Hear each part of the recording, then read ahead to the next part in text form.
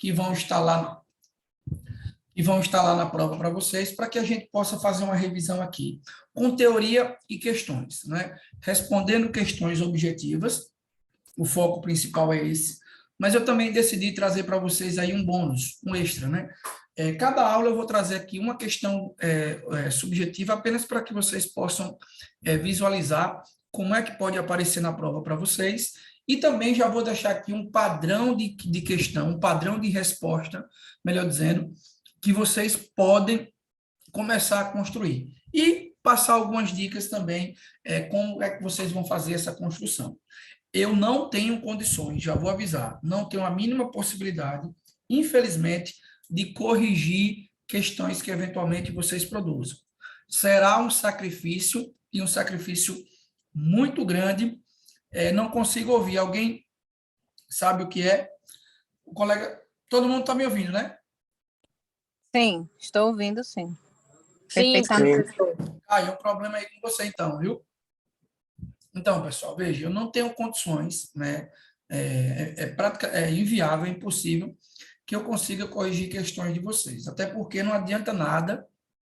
Uma colega essa semana me mandou, professor, dê uma corrigida aí. Correção não é assim, eu só olhar apenas o texto por cima e dizer, olha, tá bom, tá... Não, correção tem que ser individualizada, pautar ali alguns pontos que você vai precisar melhorar, corrigir. E o mais importante, né? Apontar ali quais são os pontos que você precisa reforçar, certo? Então, eu não terei condições inviável de realizar a correção das questões que vocês produzem, mas sempre vou deixar aqui uma questão e também a resposta padrão que vocês devem buscar criar. Não precisa ser... Há várias formas de você dizer a mesma coisa, várias formas diferentes de você trazer aí o mesmo texto, a mesma informação, a mesma construção. Então, é isso que você tem que ter em mente, certo? É isso que você tem que ter em mente. Como é que faz para me autoavaliar na discursiva? Matheus, será um pouco complexo, né? Você se autoavaliar. O que é que você pode fazer? Você vai pegar o padrão de respostas que eu coloquei aí e você vai refletir, vai avaliar se, né, a sua resposta está ali enquadrada dentro da organização que eu coloquei. Agora sim, fazer uma autoavaliação é um pouco complexo, certo? Porque geralmente você precisa de uma pessoa que esteja ali analisando se você está construindo bem ou analisando quais são os pontos que você precisa melhorar. Mas com esse padrão de resposta, que eu tenho certeza que vocês já viram aí no material, dá para vocês terem uma noção, sim, de como é que está o texto de vocês. E eu vou passar, pessoal, aqui no final, algumas dicas estratégicas que certamente vão, inclusive, melhorar, né, a sua produção de texto. Beleza? Então, vamos lá. Pessoal, a nossa revisão, conforme eu falei, será uma revisão, certo? Dinâmica. Teoria e questão. Teoria e questão. E nós vamos iniciar abordando aí, né, a parte dos direitos individuais, que é o artigo 5º da Constituição Federal, né? Tema que, com toda certeza, vai estar lá na prova para vocês. E aí o primeiro ponto que eu coloquei para a gente analisar são questões teóricas dos direitos fundamentais, iniciando pelo conceito dos direitos fundamentais. Professor, na minha prova, quando há direitos fundamentais, quais são os artigos que o examinador vai cobrar? Pessoal, atentem já, direitos fundamentais é esse conjunto de artigos aqui, do 5º ao 17. E aí eu tenho algumas divisões, né, de direitos fundamentais. O artigo 5º trata dos direitos individuais, do 6º ao 11º, os chamados direitos sociais. Tudo isso aí o examinador colocou. 12 e 13, direitos da nacionalidade. E do 14 ao 17, os direitos e os partidos políticos, como um todo. Essa divisão não tem efeito para a questão de concurso, porque ele não vai cobrar basicamente. Agora, é importante que a gente saiba. E aí, o conceito é base lá para você já desenvolver uma questão subjetiva, pessoal. Quando eu falo em direitos fundamentais, eu estou falando de todo e qualquer direito que seja essencial para nós. aquele direito, aquele conjunto de direitos, ó, que vai nos proteger em face do poder arbitrário do Estado. Então, direitos fundamentais formam esse núcleo de direitos aí essenciais para os seres humanos. Ó, primeira questãozinha de prova que já caiu no IBFC, já estou avisando, ó, caiu no IBFC esse assunto, tanto em questão objetiva quanto em questão subjetiva. Inclusive, nós vamos responder uma questão que trata desse tema aqui. Professor, qual é o tema? Titularidade dos direitos fundamentais. Pessoal, e preste bem atenção agora a pergunta para cá. Ó. Ele vai perguntar para vocês quem no Brasil, quem, de acordo com a nossa Constituição, merece a proteção desse conjunto de direitos. E aí, o que é que eu quero que você já coloque aí no seu material, que eu deixei o espaçozinho essencial para isso. Quem são os destinatários da proteção dos direitos fundamentais? Ó, faz uma setinha para baixo e pontua aí, pessoal. Faz uma setinha para baixo e coloca aí. Ó, segundo a Constituição ou a jurisprudência do STF, segundo a Constituição ou a jurisprudência do STF, vírgula, todas as pessoas que se encontram em território brasileiro, todas as pessoas que se encontram em território brasileiro merecem a proteção dos direitos fundamentais. Ó, e sublinha todas as pessoas. Professor, mas na leitura da Constituição, ela diz aqui, ó, já está.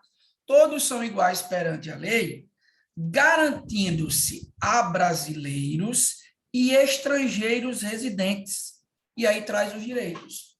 Como é que o senhor diz que todas as pessoas e ainda faz referência à Constituição? Pessoal, ó, existem várias formas de se ler o que está escrito em uma norma. A Constituição é a norma. A primeira é você analisar o sentido literal. E no sentido literal, tudo bem. Ela disse brasileiros e estrangeiros. Mas a segunda forma é você buscar a finalidade das expressões. E a Constituição brasileira não poderia proibir a extensão de qualquer direito somente pelo fato da pessoa não ser residente no Brasil.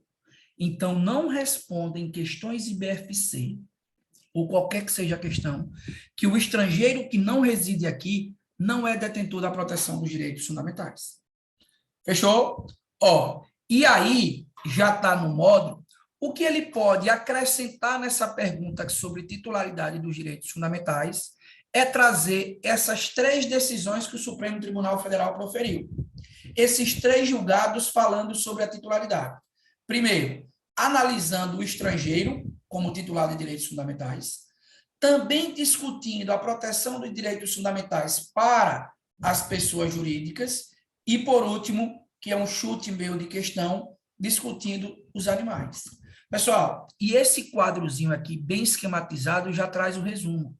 Ó, primeira informação, estrangeiro no Brasil, seja ele residente ou não, merece a proteção dos direitos fundamentais? Sim. Agora, olha a informação complementar. O STF limitou essa proteção. Ó, não são todos os direitos que o estrangeiro tem, não. E aí eu resumi a decisão do Supremo. Ele diz assim, ó, todos os direitos fundamentais que se relacionam com isso aqui, ó, com a dignidade humana, diretamente, eu estendo para os estrangeiros. Agora, se o direito fundamental ele se relacionar com esse princípio aqui, com esse valor, com a cidadania, estrangeiro não possui a sua proteção. E aí, exemplo que eu dei, ó, direito de votar, ser votado e por aí vai.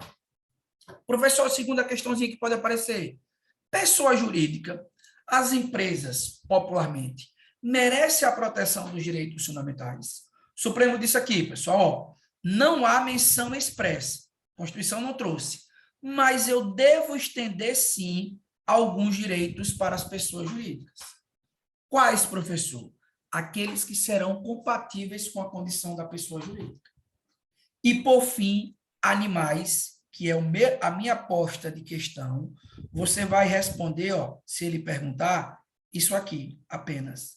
Não são titulares da proteção de direitos fundamentais.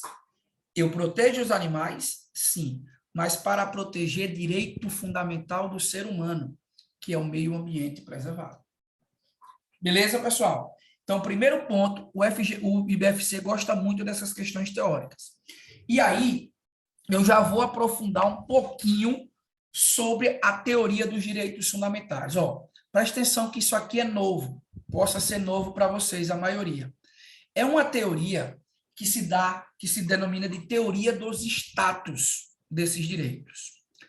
O que é que basicamente ela vai fazer, pessoal? Ela vai dizer assim, ó, qual é o papel dos direitos fundamentais nas relações Estado e a pessoa? Quais são as finalidades que ele cumpre? Um teórico chamado Jelinek dividiu os direitos fundamentais em 4 status. Isso é questão de prova. O CESP já cobrou, ó, o ano passado. E aí eu tenho o quê? O status passivo dos direitos fundamentais, o status negativo e o status positivo. E, por último, o status ativo. Professor, me explique aí como é que vai ser a questão da prova. Ele vai trocar um status por outro. Ó, e a gente vai ser bem sucinto e objetivo. Coloca aí no status passivo, professor. O que é que significa? Ó, coloca aí no status passivo. Situação na qual o ser humano, ó, não possui direitos fundamentais. Situação na qual o ser humano não possui direitos fundamentais. Professor, como assim não possui direitos fundamentais? Pessoal, nessa condição aqui, nós não temos nenhum direito, nenhuma prerrogativa em face do poder estatal. Por isso que dá-se o nome de status passivo. Estamos sujeitos à atuação arbitrária por parte do Estado. Ó, e o segundo status, que eu chamo de status negativo. O que é que significa, professor? Coloque aí, pessoal. Ó, o ser humano possui direitos de proteção, vírgula, liberdade em face do Estado. O ser humano possui direitos de proteção, vírgula, liberdade. Professor, como assim, pessoal? Nesse status, o indivíduo obriga, que o Estado não interfira na sua vida de forma arbitrária. E o que é que ele vai colocar na prova? Quais são os direitos que reproduz esse status? Status negativo, você vai lembrar dos chamados direitos civis. Ó, olha os exemplos para você colocar aí. A liberdade de locomoção é o primeiro. Segundo, professor, o respeito à propriedade privada. Terceiro, como exemplo, a proteção ao direito à vida e por aí vai. Status negativo relacionado ao ideal de liberdade. Estado, não interfira na minha vida. Esse é o papel. Ah, professor, mas e o que é que seria o status positivo? Ó, pontua aí, pessoal. Status positivo. O ser humano possui direitos de assistência. Ó, o ser humano possui direitos de assistência. E sublinha essa expressãozinha. Assistência. Professor, como assim assistência, pessoal? Aqui, o ser humano exige que o Estado lhe dê algumas prestações. Ó, quais são os direitos que você vai lembrar na prova do status positivo? Esses direitos aqui, ó, os 3. SEC, de direitos sociais, econômicos e os direitos culturais. Esses são os direitos que reproduzem o status positivo. E, por fim, para a gente terminar aqui, eu tenho os chamados direitos ou status ativo. Professor, manda. O senhor pode repetir os exemplos do direito positivo, por favor? Ó, Renata, direitos sociais, econômicos e culturais. Exemplos práticos. Direito à saúde, o Estado tem que fornecer. Direito à educação, o Estado tem que fornecer. E por aí vai. Fechou? E o status Obrigada. ativo? Ó, coloca aí. O ser humano possui direito de participação. O ser humano possui direito de participação. Professor, como assim, pessoal? O status ativo, você só vai lembrar de uma coisa, são os direitos políticos. Apenas isso. Ó, isso cai em prova, ele invertendo um status, sua finalidade, por outro. Beleza? Então, primeira observação para a gente aprofundar, teoria dos status dos direitos fundamentais. Passivo, negativo e positivo. E o último, ativo. Professor, o que é que eu preciso saber mais, pessoal? Ó, e aí, aprofundando mesmo. Existe outra classificaçãozinha de direitos humanos, ou direitos fundamentais. E gerações. Pessoal, essa classificação já está no módulo aí, ela busca estudar a evolução histórica desses direitos que são essenciais para a gente. E aí, ó, os autores de direito constitucional dividem nas chamadas gerações, primeira, segunda e terceira. Questãozinha de prova, pessoal, que eu já coloquei aí. O que é que ele vai perguntar nas gerações? Basicamente o seguinte, cada uma delas reflete um ideal. Ó, e o esquema é esse. A primeira, o ideal é de liberdade, a segunda é de igualdade e a terceira é o ideal de fraternidade, que remonta os valores da Revolução Francesa. E com base nesses ideais, elas vão trazer aí deveres para o Estado. A primeira, o Estado não interfere. É o Estado que não intervém. É o Estado que não vai atuar arbitrariamente na vida das pessoas. E aí eu coloquei os direitos, olha, civis e políticos. A segunda, professor, é outro Estado. É um Estado que auxilia quem? Os vulneráveis. Quem está em situação de vulnerabilidade. Dá assistência. Olha os direitos sociais, econômicos e culturais. E a terceira geração, ela vai difundir para toda a humanidade esses valores aqui. Professor, como assim vai difundir para toda a humanidade? Pessoal, ela vai dizer que todo ser humano, se encontre onde se encontrar, tem direitos mínimos. Tem direitos que são essenciais. E aí eu tenho os chamados direitos transindividuais e difusos.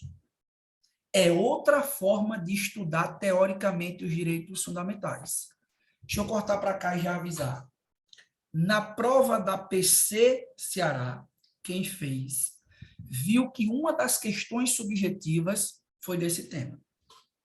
Ele perguntou assim, ó, o que eram os direitos de primeira geração e pediu para o candidato dar exemplos. Na letra A. Na letra B, o que eram os direitos de terceira e pediu para o candidato também trazer exemplos.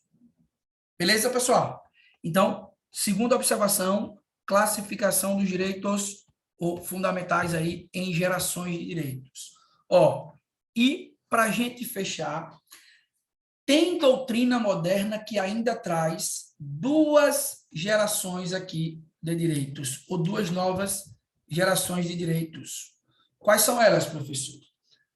É a quarta geração, que eu já coloquei aí, e a quinta geração. Podem cair, pessoal? Podem. Mas essa geração aqui, ela é bem discutida, porque existe uma divergência doutrinária. Os autores não se entenderam ainda como é que eu organizo a quarta, como é que eu organizo a quinta. Prevalecendo está essa organizaçãozinha que eu coloquei aí. Ó. Falou em quarta geração, ele vai lhe trazer essa informação aqui, ó. Direitos decorrentes dos avanços tecnológicos. Sublinhou, você vai marcar quarta geração. Ponto. Exemplo, professor. Discute-se o acesso à informação, essas questões relacionadas à engenharia genética, globalização e por aí vai. Beleza, pessoal? Então, quarta e quinta, dificilmente cai. Mas o que se cair, tá aí. E, ó, por último, na verdade, antes de responder ou de abordar essa questãozinha, que é uma questão que eu vou aqui, ó, fazer uma aposta para uma questão da prova objetiva, eu queria treinar e exercitar com vocês uma questão objetiva de temas da titularidade dos direitos fundamentais. Questão do IBFC, pessoal. IBFC. E aí eu queria ouvir vocês. Queria que vocês me passassem V ou F. Olha como vai cair. Ele diz aqui, ó. Ele vai trazer aqui. Quem deve respeitar os direitos e garantias fundamentais? É a pergunta. Essa questão refere-se ao sujeito passivo ou destinatário das obrigações de observância e proteção ativa que decorrem os direitos e garantias, por mais abstratos e indefinidos que sejam. Sobre os destinatários dos direitos fundamentais, assinale as afirmativas e dê valores V ou dê valores F. E veja que ele não trouxe nenhuma menção à decisão jurisprudencial do STF. Nada. Apenas ele quer que você valore V ou F. Ó, e aí, para não atrapalhar, eu queria que vocês colocassem no bate-papo aqui, no chat. Pessoal, o item de número 1. Os direitos fundamentais, em regra, destinam-se à proteção dos estrangeiros residentes e também os de passagem pelo país. O que é que a gente marca aí? V ou F? Boa. Ó. V. Os direitos fundamentais destinam-se à proteção dos apátridas, pessoal. V ou F? V. A todo mundo. Os direitos fundamentais destinam-se à proteção das pessoas jurídicas, e aí ele é bem claro, ó, aí ele é bem claro. Observadas as suas peculiaridades, V também. Percebe? Professor, falta mais uma. Essa questãozinha eu vou até explicar para vocês, pessoal. Ele diz assim, o destinatário principal do dever de respeitar os direitos fundamentais é o Estado no sentido mais amplo do termo, sendo também atualmente possível ter como destinatário um particular, a partir do reconhecimento do efeito horizontal dos direitos fundamentais. Aí ele pergunta aqui, se está V ou F. Ó, pessoal, esse item também é V. Por quê? Vejam só. Quando a gente fala em efeito dos direitos fundamentais, a doutrina está estabelecendo principalmente dois efeitos. Presta atenção. Eu tenho o chamado efeito vertical, se quiser acrescenta aí no módulo, e também o chamado efeito horizontal. Percebe? Qual é a parada aqui? Olha como é simples. O efeito vertical, ele é visualizado na relação, ó, particular, uma pessoa de um lado, nós, versus o Estado do outro. Então, se a relação é Estado de um lado, violando direitos fundamentais, do outro, uma pessoa, efeito ou eficácia vertical. Professor, e o que é que seria a eficácia horizontal? Aí é a relação, pessoal, de um lado, um particular. Uma pessoa que está sofrendo a violação em seus direitos.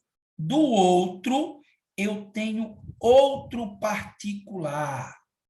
Outra pessoa privada. Isso acontece muito nas relações das associações. Quando uma associação vai interferir no direito dos associados, ó, ali eu tenho a aplicação da eficácia horizontal. Percebe? Então, Qual é o gabarito da nossa questão aqui, professor? Letra A, de avião. Beleza, pessoal? Tranquilo? Ó, para a gente fechar aqui, eu queria, essa parte teórica, explicar para vocês a aplicabilidade, a classificação quanto à aplicabilidade das normas constitucionais. Pessoal, isso daqui é uma aposta quente para a prova. O IBFC pode trazer para vocês aí. Professor, me explica essa parada. Ó, é possível classificar todas as normas da Constituição em 3 tipos. E como é que eu classifico? Quanto à capacidade dela produzir efeitos práticos. Ó, eu pego um artigo da Constituição e analiso qual é a capacidade que ele tem para produzir efeitos práticos. Como é que funciona? Veja só, pessoal. Ó, eu tenho as chamadas norma de eficácia plena, beleza? Ó, norma de eficácia contida e norma de eficácia limitada. Foi uma questão da Polícia Civil do Ceará. Professor, que diabo é norma de eficácia, ó, plena? Pessoal, eu já expliquei aí, né? Ó, eu vou só sublinhando para a gente acompanhar e compreender.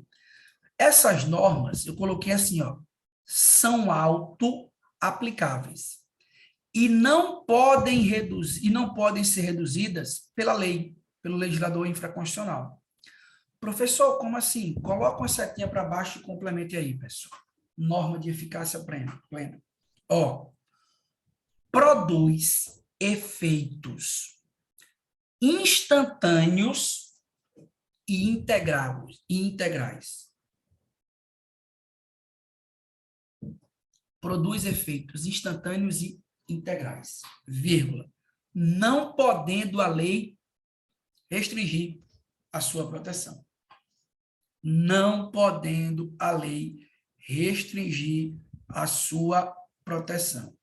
Professor, me dê um exemplo de uma norma constitucional de eficácia, ó, plena. Pessoal, o exemplo vai servir para vocês matarem qualquer uma. Ó, é o artigo 5º, inciso 1. Olha o que a Constituição diz aí. Todos são iguais perante a lei, sem distinção de qualquer natureza. Na verdade, no inciso 1 ela diz, homens e mulheres são iguais em direitos e obrigações.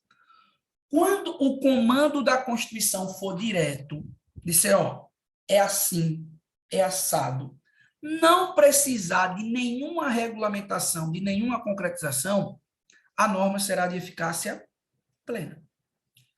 Olha a outra que já vai servir para você individualizar. Norma de eficácia contida. Pessoal, preste bem atenção nessa daqui, ó. Essas são autoaplicáveis, mas podem ser reduzidas pelo legislador infraconstitucional. Professor, como assim? Coloque aí, pessoal. O que é que significa? Coloque assim. Produz efeitos imediatos. Produz efeitos imediatos. Isso significa ser autoaplicável. Vírgula. Mas a lei pode restringir a sua proteção. Mas a lei pode restringir a sua proteção. Olha o exemplo que eu pontuei aí. Artigo 5º, inciso 13 da Constituição. Deixa eu explicar para vocês matarem. Ó, olha o que a Constituição diz aí, pessoal. Ela diz assim, ó, presta atenção. É livre o exercício da atividade profissional. Então, a gente pode exercer qualquer profissão. Isso é um direito prático, automático. Mas ela complementa e diz assim, atendidos os requisitos da lei, ou atendidos os requisitos legais. Então, quando a lei puder, de alguma forma, restringir, e a expressão que vai vir é nos termos da lei, conforme a lei, eu estarei diante de uma norma de eficácia contínua. Tranquilo? Ó, e por fim, eu tenho a chamada norma de eficácia limitada. Professor, como é que eu reduzo essa, pessoal? Essa daqui, ela sempre vai precisar de uma regulamentação. Ó, ela nunca vai produzir efeitos instantâneos, imediatos. Agora, veja a questãozinha da prova. Essa norma de eficácia limitada se divide em mais duas. A que a gente chama de princípio institutivo ou princípio programático. Olha a diferença. O que é uma norma de princípio institutivo? Coloca assim, pessoal. Regulamenta a organização dos órgãos do Estado. Regulamenta a organização dos órgãos do Estado. Professor, como assim? Quando a Constituição trouxer um órgão estatal, seja ele qual for, e precisar de uma lei regulamentando, exemplo, as entidades da administração indireta, essa norma constitucional será de eficácia limitada de princípio institutivo. Cuidado, porque algumas regras que fazem menção a órgãos estatais já têm os efeitos, diretos. E aí serão normas de eficácia plena. E, por fim, a de princípio programático. Pessoal, coloca assim, regulamenta a aplicação dos direitos sociais. Regulamenta a aplicação dos direitos sociais. Os direitos sociais são programas que o Estado precisa cumprir. E, quando vier dessa natureza, será uma norma constitucional de eficácia limitada, princípio programático. Beleza?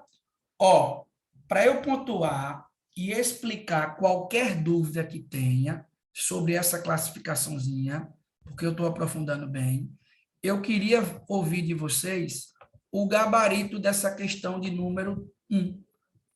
O gabarito dessa questão de número 1. Exatamente. A eficácia diagonal tem uma disparidade. Mas eu não vou aprofundar nesse ponto, não, pessoal. O gabarito da questão número 1.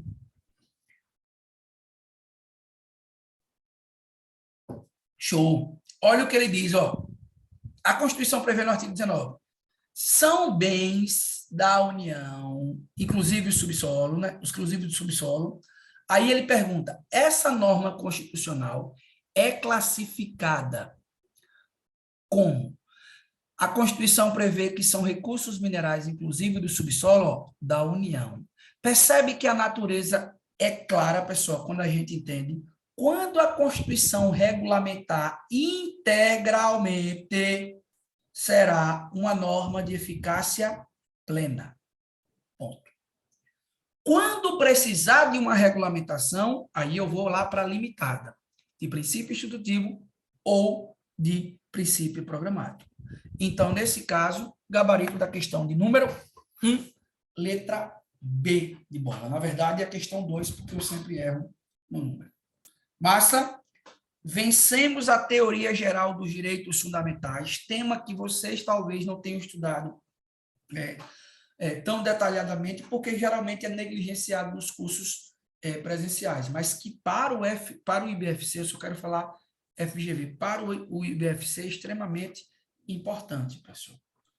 Matamos aqui, manda. Essa eficácia limitada seria o direito à greve? Exemplo prático, pessoal, de uma eficácia limitada. E eu vou perguntar a vocês se é de princípio institutivo ou de princípio programado. O direito de greve. O direito de greve é uma norma de eficácia limitada. Aí a pergunta, de princípio institutivo ou programático?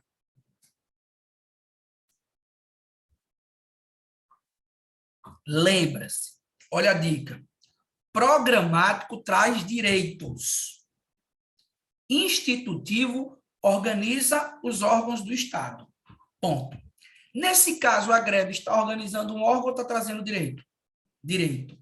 Então, o direito de greve é uma norma de eficácia limitada de princípio programático. Traz direitos. Fechamos? Tranquilo? Beleza? Ó, bora lá, pessoal. Faca na caveira. Professor, vamos entrar no artigo 5º? Vamos fazer um resumozinho aí do artigo 5º, pessoal, dos principais pontos. Olha o primeiro ponto que sempre aparece em prova. Proteção do direito à vida. Esse tema aqui, eu chuto também como um tema sensível para uma questão objetiva, viu? Tem tema para a gente discutir na questão objetiva. Ó, e aí qual é a primeira tesezinha que a gente vai analisar? A Constituição estabelece duas formas de proteção ao direito à vida. Dois sentidos. O chamado sentido negativo e o sentido positivo. Pessoal, ele vai perguntar para vocês a diferença da proteção ao direito à vida no sentido positivo e no sentido negativo. O que é que a gente vai pontuar aqui? Ó, pontua aí no sentido positivo ou no sentido negativo. Coloca aí. Sentido negativo. É o direito à existência. É o direito à existência. Vírgula. Permanecer vivo. É o direito à existência, vírgula, permanecer vivo. Pronto. Morreu Maria Preá. Sentido negativo, o indivíduo existe, permanece vivo e o Estado não pode retirar a vida das pessoas. Professor, e o sentido positivo, o que é que significa? Ó, pontua aí. É o direito à vida com condições mínimas de dignidade. É o direito à vida com condições mínimas de dignidade. Na prova, pessoal, pode aparecer assim, ó. Sentido negativo, concepção biológica, integridade física e psicológica. Mesma coisa. Sentido positivo na prova pode aparecer com a concepção, ó, da proteção ao direito à vida no sentido material. Juntando essas duas formas, eu tenho a proteção do direito à vida. Beleza? Olha a questão de prova para a gente aprofundar, que eu acredito que é um tema de questão subjetiva. A natureza do direito à vida. E eu já coloquei uma informaçãozinha aí, ó, que é protegido de forma intra e extrauterina, dentro e fora. É crime retirar a vida dentro do útero, aborto, assim como é crime retirar a vida fora. Agora, qual é o ponto, pessoal, que eu quero que vocês coloquem aqui, ó? Isso é questão de prova. Coloque na segunda setinha. Coloque assim. A vida, vírgula, assim como os outros direitos, a vida, vírgula, assim como os outros direitos, vírgula, não possui proteção absoluta. Não possui proteção absoluta. E sublinha essa expressão. Professor, por que não possui proteção absoluta? Pessoal, existem situações em que é permitido flexibilizar o direito à vida. Ó, a vida perde a proteção quando conflita com outros direitos. Professor, me dê 2 exemplos que vai cair na minha prova. O primeiro exemplo, pessoal, ó, é a gravidez proveniente de estupro. Veja, mulher interrompeu, não responde por crime de aborto. E o segundo, ou os segundos exemplos, ó, são essas 2 decisõezinhas aí do Supremo Tribunal Federal que sempre aparecem em prova. A primeira é uma ação direta de inconstitucionalidade.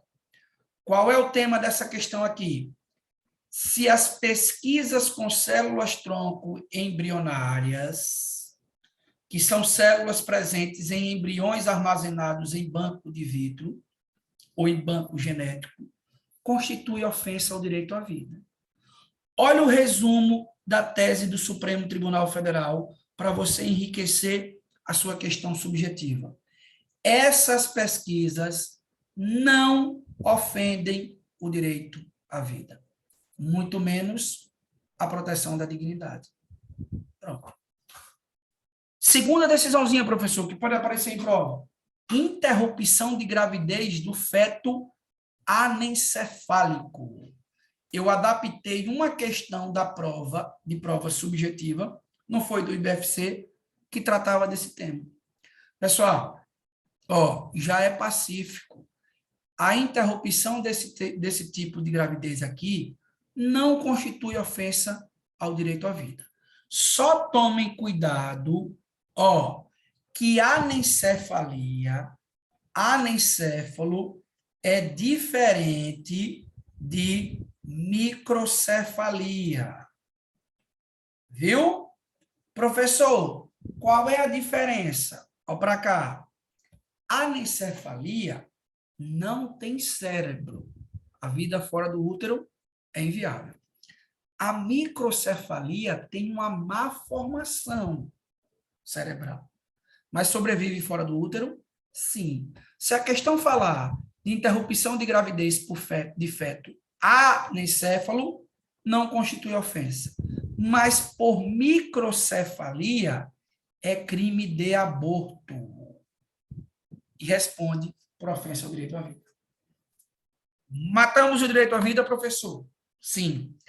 Segundo tema aí do artigo 5º. Pessoal, quem faz concurso para a polícia tem que ficar atentado. Tem que ficar atento à proibição de tortura, tratamento desumano ou degradante. A Constituição diz aí que eu já reproduzi no material de vocês, né? Ninguém será submetido a tortura, tratamento desumano ou degradante. Duas observações para a gente aprofundar nesse princípio. Primeiro, natureza do princípio. Tem muita explicação aí que diverge do entendimento do STF. O que é que você vai colocar sobre a proibição de tortura ou tratamento desumano? Não é um princípio absoluto. Ponto. Não é um princípio absoluto. Professor, o Supremo autorizou, então, a torturar? Não, pessoal. O STF já pacificou o entendimento que não tem direito absoluto. Ponto. Só para reforçar. Beleza? Segunda observação. Veja só. Isso daqui é tema quente também para a prova de vocês, pessoal. Por quê? Veja só. Tem uma matéria no edital de vocês que é noções de igualdade racial e de gênero. O Estado da Bahia é muito preocupado com essas questões. E eu vou colocar aqui como um tema forte para a questão subjetiva.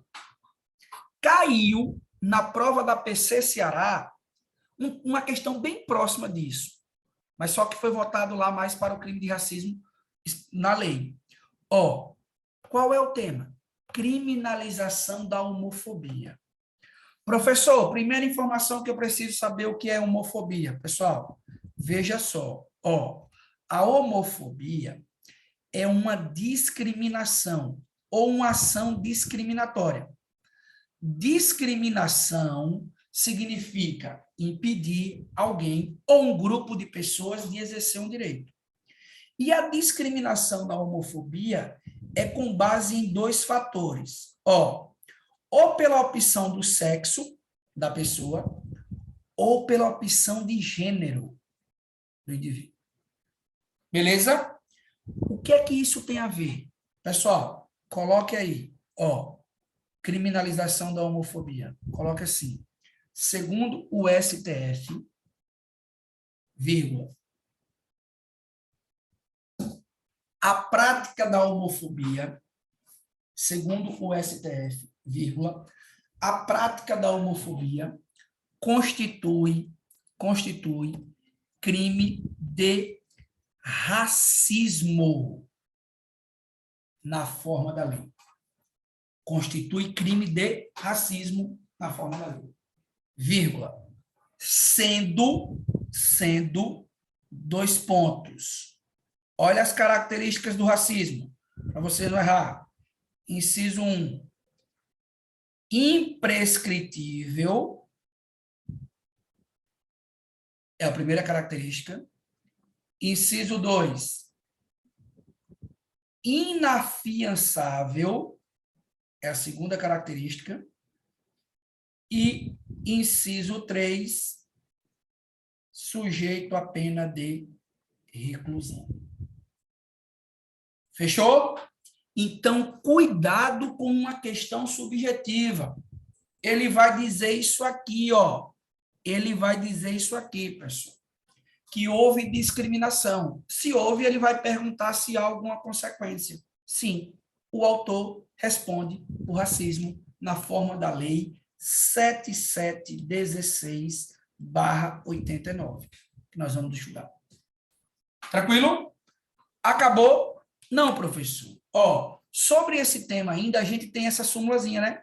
Súmula vinculante número 11. Pessoal, o que é que essa súmula de vinculante diz aí que está no módulo? Ó, só é lícito o uso de algemas. O que é que ela está colocando? Em regra, está proibindo algemar no Brasil. Porque ela fala, ó, só é lícito. Se só é lícito, eu só posso algemar nessas hipóteses. Quais são elas? Primeira, resistência à prisão. Segundo, fundado receio de fuga. Ou terceiro, perigo à integridade física. É aquele velho macete, ó, do PRF. Tranquilo? Agora o professor Rafael sempre aprofunda. Cuidado, viu? Ó, resistência é diferente de desobediência. E professor, são dois crimes diferentes. Na resistência, eu vou estudar com vocês no direito penal, pressupõe uma atuação ativa por parte da pessoa. Na resistência, na desobediência, não, a pessoa apenas não cumpre a ordem legal. Pessoal, a súmula é clara. Eu só posso algemar no caso de resistência à prisão. Cuidado, porque ele já trocou, viu? Já caiu em prova como desobediência e muita gente marcou certo e se passou errando a questão. Tranquilo? E ainda ele diz aqui o quê? Que o uso da algema tem que ser justificado por escrito. Eu tenho que ter lá uma justificativa sob pena de responsabilidade disciplinar civil e penal do agente ou autoridade. E ainda a nulidade do ato da prisão. A prisão realizada, se não obedeceu à súmula, vai ser nula. Tranquilo? Última observação, e aí a gente vai aprofundando. Ó, isso está na moda. Mandados de criminalização. Pessoal, nesse caso aqui, a Constituição está determinando que a lei puna determinadas condutas. E a lei vai punir na forma que a Constituição determinou. Isso é questão de prova porque está na moda. Ó, quais são os crimes que a Constituição manda que a lei puna? Eu tenho dois grupos e a gente precisa selecionar esses dois grupos. No primeiro, eu tenho, o ração, como diz aí o ditado. Ração. Quem é ração, professor? O racismo e a ação de grupos armados, civis ou militares, contra a ordem constitucional e o Estado de Direito. Pessoal, e no outro grupo, tráfico, tortura e terrorismo. Os 3 T's. E os crimes definidos como hediondos. Olha a primeira providência que você vai fazer no seu módulo. Passar uma setinha aqui. Por quê? A forma como a Constituição manda a lei punir é diferente para esses crimes. Ó, primeiro, pessoal, todos eles, tanto esse grupo de cá, são inafiançáveis. Ponto aí. Esse primeiro grupo é inafiançáveis, assim como esse daqui também é inafiançável. Tranquilo? Isso é o que tem em comum. Então, se ele falar que o racismo é inafiançável, a tortura, o tráfico, tudo. Agora, qual é o problema?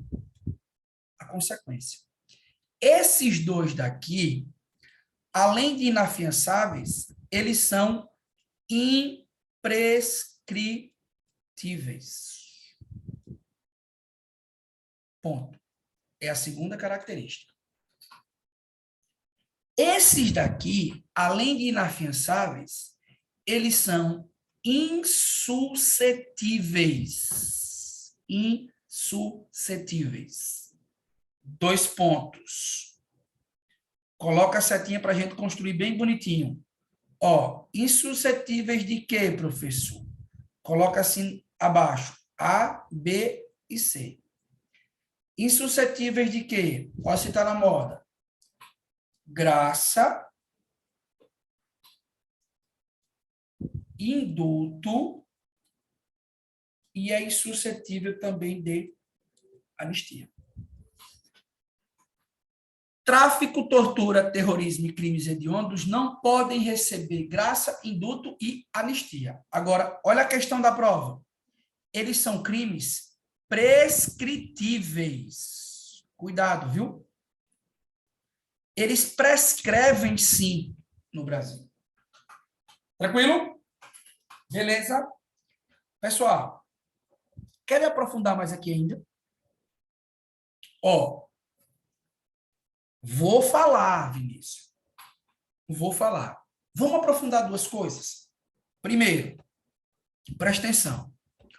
O Supremo Tribunal Federal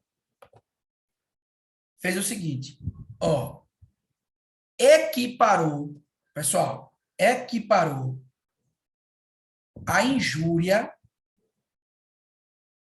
racial ao crime de racismo. Tranquilo? Qual é a diferença básica? Em nome de Jeová, sabe? Eu fico doido quando se explica. Racismo é contra um grupo. Injúria é contra uma pessoa. Eita! Tá certo? Acertei. Pessoal, tem nada a ver isso, não. É possível ter racismo contra uma pessoa só? É. Certo? O que é que diferencia a injúria? Presta atenção. Eu vou aprofundar lá no direito penal. O verbo da injúria, ele é um verbo característico. Ó, ele é um verbo específico. O verbo da injúria é ofender ou injuriar. Percebe? Então, quando eu falo assim, nordestino bando de fuleiro, eu estou praticando crime de racismo porque é para um grupo de pessoas? Não, pessoal. Se é uma ofensa, injúria. O racismo não. Nós vamos estudar que o racismo pressupõe uma ação. Mas, de qualquer forma, injúria racial vocês tipificam como racismo. Ou, desculpe, vocês igualam ao crime de racismo. De que forma? Ela é inafiançável também e a injúria racial passou a ser imprescritível. Beleza? Tranquilo aqui? Vamos aprofundar mais? Vamos. Pessoal, vocês sabem o que é que diferencia graça, indulto e anistia? Querem aprofundar nisso aí? Já que cai o Poder Executivo. E aí? Qual é a diferença de graça, indulto e anistia? Vou sim. Vou explicar as questões. Nós vamos até 11h30. Ó, pessoal, veja só. Vamos construir bonitinho, para você nunca mais errar. Qual é a diferença? Presta atenção. Graça e indulto têm uma coisa em comum. São atos privativos do presidente da República. É o presidente quem edita. Já a anistia, ela é feita por lei. Então, o Congresso, com a sanção do presidente. Percebe? Ó, graça e indulto extingue apenas os chamados efeitos primários da condenação criminal. Professor, tem efeito primário e secundário? Tem, pessoal. Os efeitos primários são aqueles decorrentes da sentença direta. Exemplo, pena privativa de liberdade. Aí extingue. Mas não extingue, graça e indulto, os efeitos secundários e os efeitos extrapenais. Exemplo de efeito secundário, a perda do cargo. Isso não extingue. Exemplo de um efeito extrapenal, obrigação de reparar o dano. Isso não extingue. Já a anistia extingue tudo. Efeito primário, efeito secundário e tudo mais. Percebe? E a diferença de graça para indulto é: graça é um ato individual. Olha o presidente concedendo aí a Daniel Silveira. E indulto é um ato coletivo, porque ele vai recair sobre crimes, especificamente. Fechamos? Tranquilo aqui? Beleza? Matamos mais um direito aqui, que é a proibição de tortura ou tratamento desumano obrigatório. Pessoal, tópico 4. Ó, liberdade de pensamento. Isso aqui também cai muito em prova. A Constituição diz assim, ó, é livre a expressão do pensamento, sendo vedado, e sublinha aí, ó, o anonimato. Vejam só, muita gente confunde. O que é que a Constituição está colocando aí, pessoal? Ela está proibindo a censura prévia. Sublinha essa palavra no material de vocês, ó. Censura prévia. Professor, como assim? Coloque aí. Ó, abra um parêntese e complete. O único requisito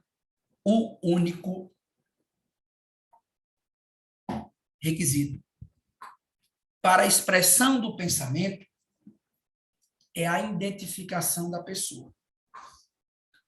O único requisito para a expressão do pensamento é a identificação de uma pessoa.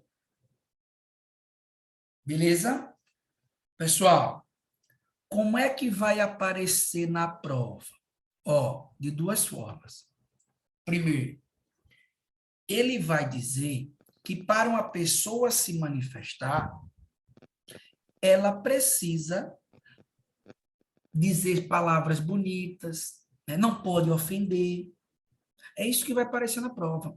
Você vai subir e marcar o quê? Errado. Uma pessoa, para falar o que quiser de quem quiser e quando quiser, só precisa estar identificada. Ah, professor, mas isso significa dizer que a liberdade de pensamento ela pode ser exercida de qualquer forma? Não. Nós vamos nos atentar para os limites. A liberdade de expressão, ela tem limites? Tem. Ó, e quais são os limites? Você vai colocar assim, setinha abaixo. Não é um direito absoluto. Não é um direito absoluto. Professor, por que não é um direito absoluto? Abra um parênteses. Permite a responsabilização posterior à expressão. Permite a responsabilização posterior à expressão do pensamento.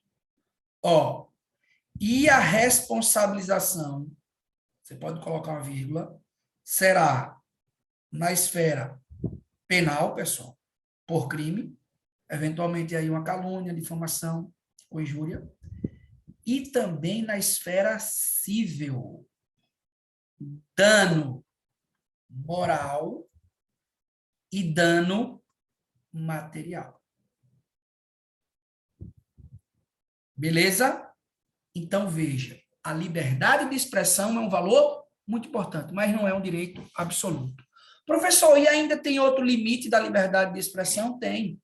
Ó, o chamado direito de resposta.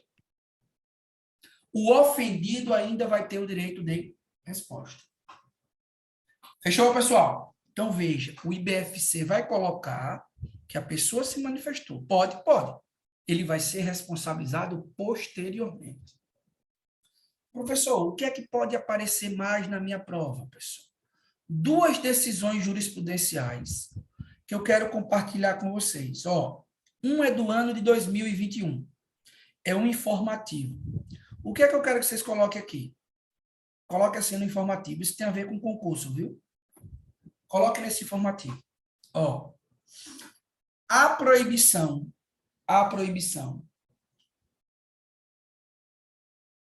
de venda de testes psicológicos, a proibição de venda de testes psicológicos fere a liberdade de expressão. A proibição de venda de testes psicológicos fere a liberdade de expressão. E sublinho isso aí que é a tese que vai cair na prova. Eu vou explicar. Pessoal, galera do concurso faz psicotécnico, né? Galera do Detran faz psicotécnico. Então, o que é que se está vendo? Vendendo cursos e vendendo materiais para a galera treinar para não ser doido, né? Treinar para não ser QBU. Aí, o Conselho de Psicologia pediu, ou melhor dizendo, editou uma regulamentação proibindo a venda desses testes. O Supremo disse, não, o povo pode testar primeiro para depois não ficar doido. Porque se eu impeço essa venda, se eu impeço essa prática, estou ferindo a liberdade de expressão. Tranquilo? É a primeira decisãozinha. Segunda decisãozinha, que é possível até de uma questão subjetiva. Marcha da maconha. Pessoal, vê só. Informaçãozinha sobre a marcha da maconha. O que é? Pontua no conceito. Ó, movimento que visa pedir a descriminalização. Movimento que visa pedir a descriminalização do uso e da venda da maconha. Movimento que visa pedir a descriminalização do uso e da venda da maconha. Tranquilo? Questão da prova. Ele vai colocar e perguntar se o movimento ou se a marcha da maconha é um movimento lícito ou é um movimento ilícito. O que é que a gente responde? Segunda setinha, ó, nos termos da jurisprudência do STF, vírgula, é desdobramento da liberdade de expressão. Nos termos da jurisprudência do STF, é desdobramento da liberdade de expressão. Beleza? Tranquilo?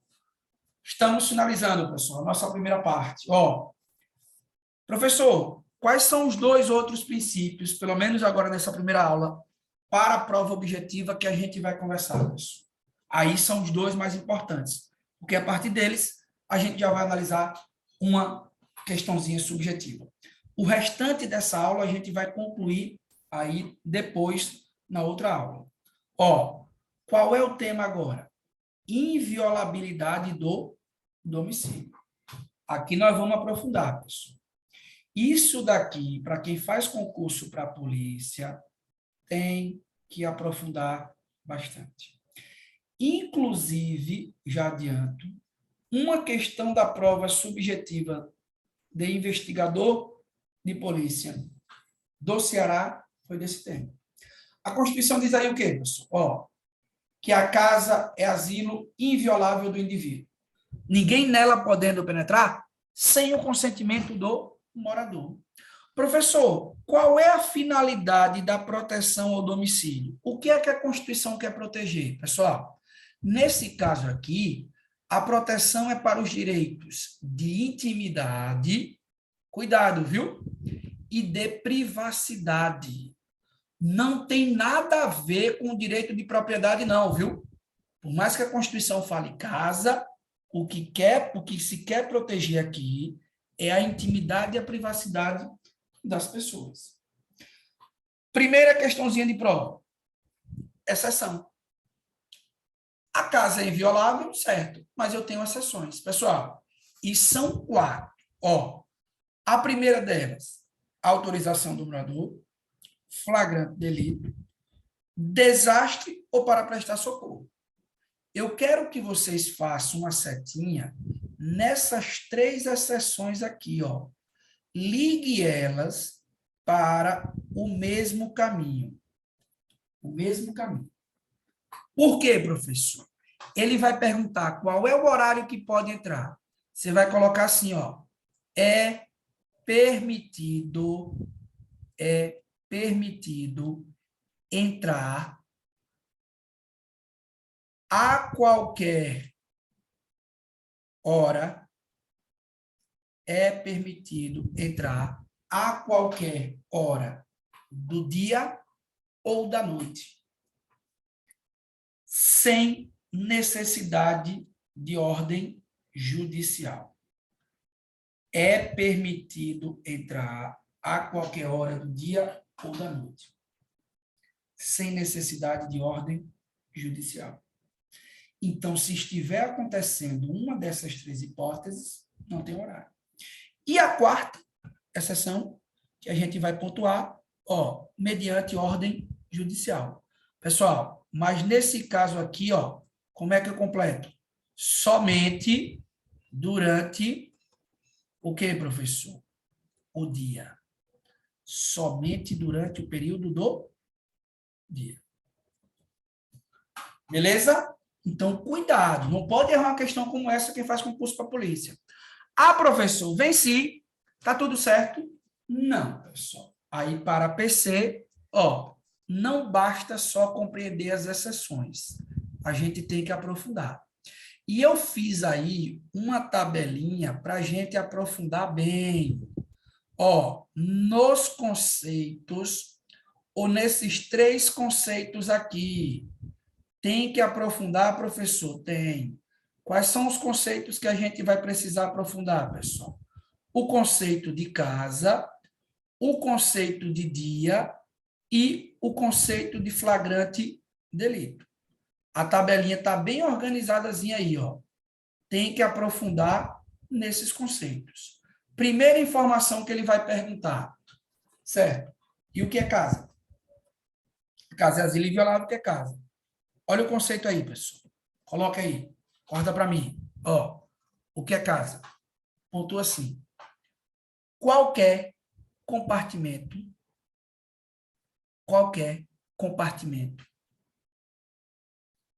habitado e não aberto ao público. Casa é o quê, professor? Qualquer compartimento habitado e não aberto ao público. Vírgula. Que sirva de moradia, ou exercício de atividade profissional. Que sirva de moradia ou exercício de atividade profissional. Fechou? Ó, eu quero que você coloque aí no seu material exemplos que ele vai lhe perguntar. Exemplos. Professor, quantos exemplos ele pode me perguntar? Só 3, porque não tem divergência. Quais são os 3 exemplos? Primeiro exemplo, pessoal, aqui. Quartos. Quartos. Quartos de quê, professor? Aí coloca uma reticência. Hotel, vírgula. Motel, quartos. Hotel, vírgula. Motel, vírgula. hospedaria. Hospedaria. Fechou? Segundo, escritórios ou consultórios profissionais. Escritórios ou consultórios profissionais. E o terceiro exemplo, barcos e trailers. Barcos e trailers. Tranquilo, pessoal? Beleza? Ó, isso é o básico. Agora, o que é que vai pegar agora na prova? O conceito de dia e o conceito de flagrante delito. Veja só, pessoal, o conceito de dia, eu quero que vocês coloquem aí do ladinho assim, ó, o conceito para a lei, o conceito legal. E o que é dia para a lei? Ó, coloque aí. A lei considera crime de abuso de autoridade. A lei considera crime de abuso de autoridade cumprir mandado de busca domiciliar, cumprir mandado de busca domiciliar depois das 21 horas,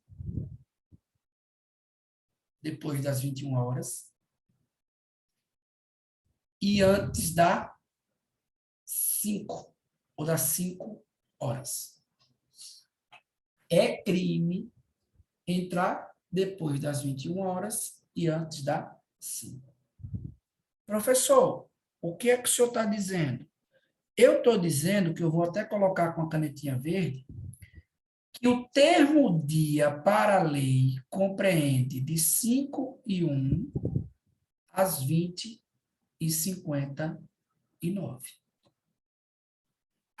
Esqueçam aquele negócio de tal hora a tal hora, de tal hora. A lei hoje entende que o conceito legal de dia é das 5h01 às 20h59. Caiu em uma das questões subjetivas da PC Ceará. Fechou?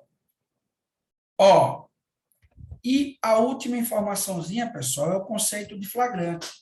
Veja, não é um conceito para prisão em flagrante, não, viu? Aqui não tem nada a ver com a prisão em flagrante, não. É o conceito para fins de entrada em domicílio. E flagrante delito é o quê, pessoal? Ó, coloque assim, ó. Os agentes policiais devem demonstrar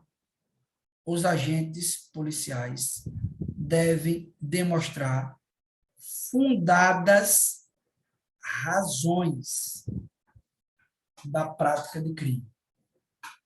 Devem demonstrar fundadas razões da prática de crime, vírgula, justificadas posteriormente. Os agentes policiais devem demonstrar fundadas razões da prática de crimes, demonstrar justificadas posteriormente. Professor, me dê um exemplo, exatamente, Wesley, me dê um exemplo. Pessoal, tem que ter informação mínima. Não pode simplesmente entrar na casa e dizer, não, eu pensei que tinha flagrante. Não. E essas informações mínimas podem ser o quê? Um relatório de investigação, né? Uma diligência preliminar, qualquer que seja esse sentido aí. Mas você vai procurar o quê? Fundadas razões. Esse é o tema.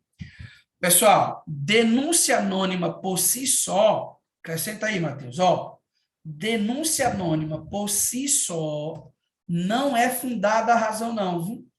Denúncia anônima por si só, não se encaixa no conceito de fundadas razões. Tem que ter outros elementos de informação, não somente a denúncia não. Tranquilo? Professor Mano, Wesley, só para complementar aqui essa questão aí do flagrante delito, né, é que mesmo no período noturno, né, essa entrada aí, né, desde que venha justificar posteriormente, ela é lícita, não é isso? exatamente. Qual é o horário que eu posso entrar em flagrante delito? A qualquer hora do dia ou da noite. Agora veja, qual é o entendimento que os tribunais vêm adotando? Você tem que ter elementos mínimos. Você tem que ir lá e justificar, porque veja só, se você entrar e achar, tudo bem. E se entrar e não achar, como é que fica? Qual foi a base legal para você entrar? Ou qual foi a base fática? Então, a teoria é: mostre fundadas razões, informações mínimas que você possa justificar depois, se você não encontrar nem algo, nada ilícito. Tranquilo? Tô. Manda. Se o agente entrar 20h59 e continuar, como é que fica nessa situação? Veja, a pergunta de Renato é o seguinte: a diligência que iniciou durante o período do dia,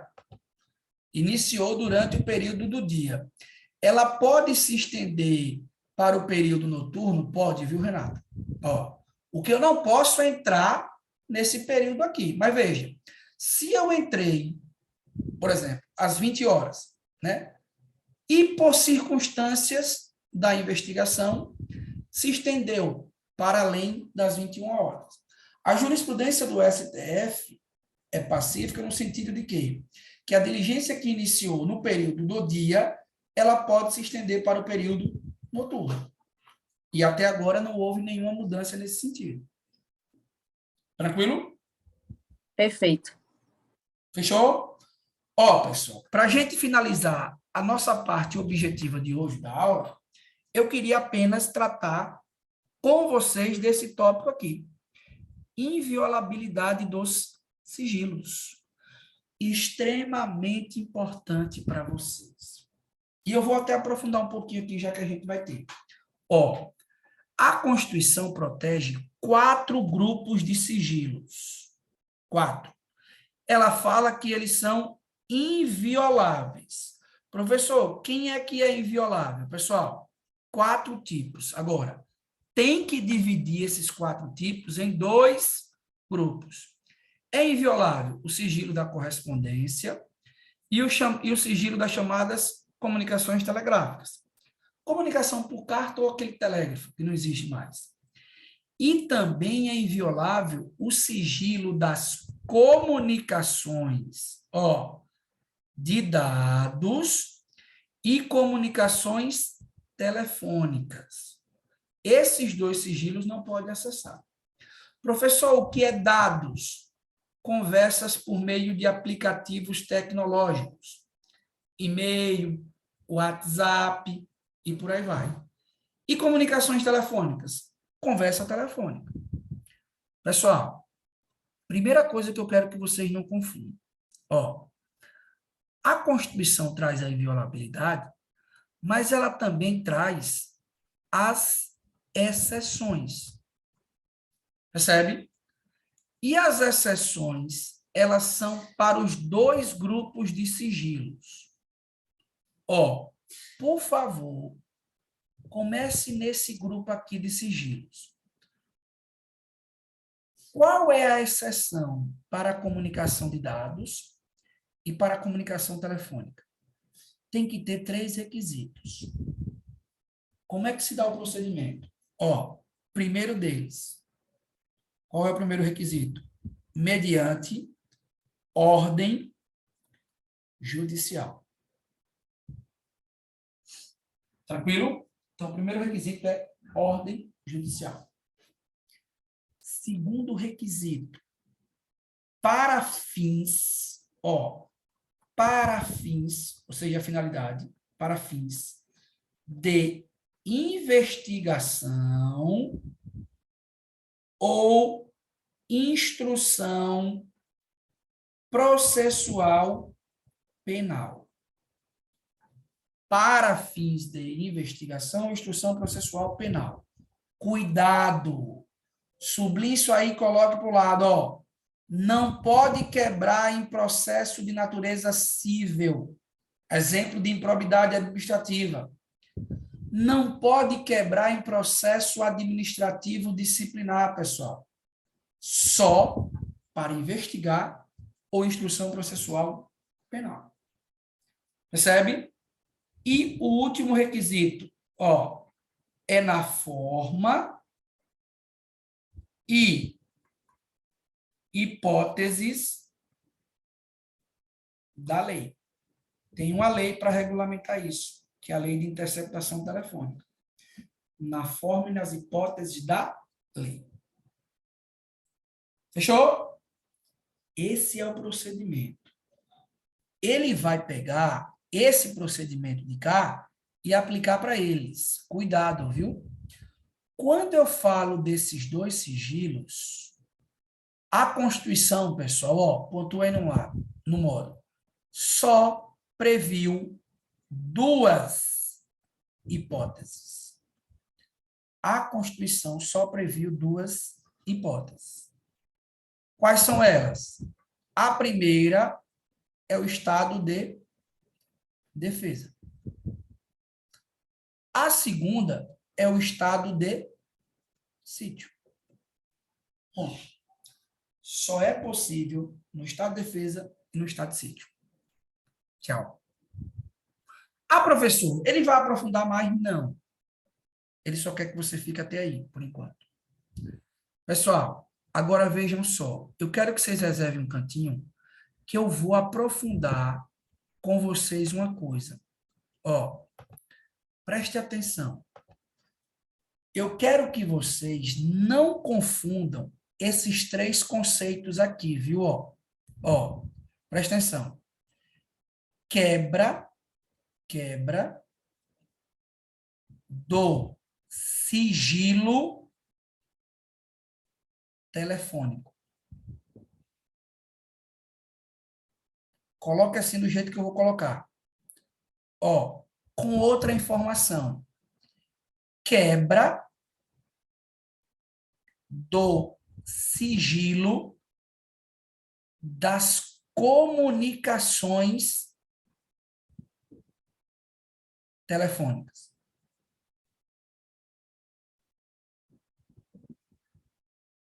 Percebe? E sublinha essa palavra. Comunicações. Com outro termo. Pessoal, gravação, melhor dizendo, ó. Deixa eu apagar aqui.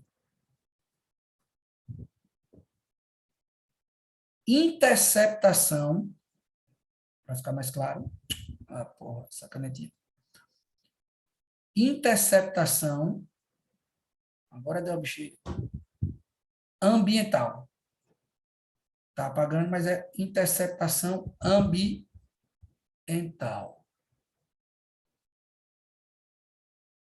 Interceptação ambiental. Agora, coloca outra coisinha aqui. Ó, interceptação ambiental. Coloca um riscozinho. E o último, gravação